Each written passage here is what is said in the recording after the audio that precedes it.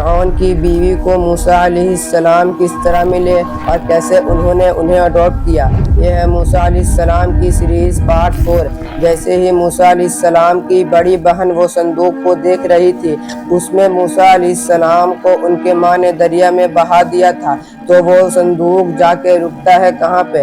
فرعون کے باغیچے کے پاس، جس باغیچے میں فرعون کی بیوی ہر روز آیا کرتی تھی اپنی کنیزوں کے ساتھ۔ اب جب وہ اس بار باغیچے میں آئی اور انہوں نے دیکھا کہ ایک صندوق باغیچے کے کنارے پہ لگا ہوا ہے، وہاں پہ وہ تفتیش کے لیے گئی کہ یہ کون سا صندوق ہے، اور جب انہوں نے اس صندوق کو اوپن کیا تو وہاں پہ انہوں نے پایا ایک خوبصورت، نہایت خوبصورت بچہ۔ اللہ تعالیٰ نبیوں کو ایک خوبصورتی دیتا ہے، ماشاءاللہ تبارک اللہ۔ تو موسیٰ علیہ السلام بھی بہت خوبصورت تھے الحمدللہ۔ اب فرعون کے گھر پہ کوئی اولاد نہیں تھی، تو فرعون کی بیوی کو ایک خواہش تھی کہ ان کا بھی ایک خوبصورت بچہ ہو، تو انہوں نے اس بچے کو اپنی گود میں اٹھا لیا۔ اب وہ محل گئی اور انہوں نے فرعون سے کہا کہ جب آج میں گارڈن میں گئی تھی تو کنارے پہ ایک صندوق تھا، وہاں سے مجھے ایک خوبصورت بچہ ملا ہے۔ فرعون نے سوچا کہ کہیں یہ وہی بچہ تو نہیں ہے کہ جو میری سلطنت کو ہلاک کرنے کا، تباہ کرنے کا باعث بنے۔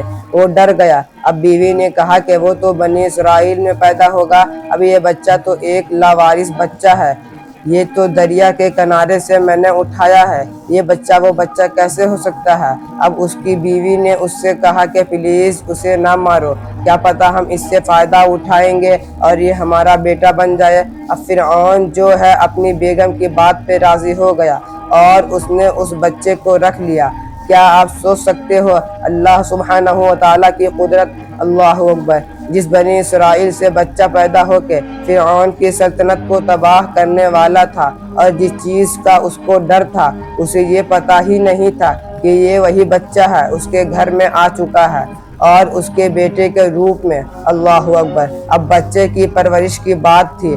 اب میں آپ کو اگلے والے ایپیسوڈ میں بتاؤں گا کہ کس طرح سے موسیٰ علیہ السلام کی ریئل مدر کیسے ان کو ابھی ملیں گی انشاءاللہ۔ Next part 5۔ اللہ اکبر۔ اتنا مزہ آئے گا نا آپ کو سن کے یہ اسٹوری انشاءاللہ۔ اللہ اکبر۔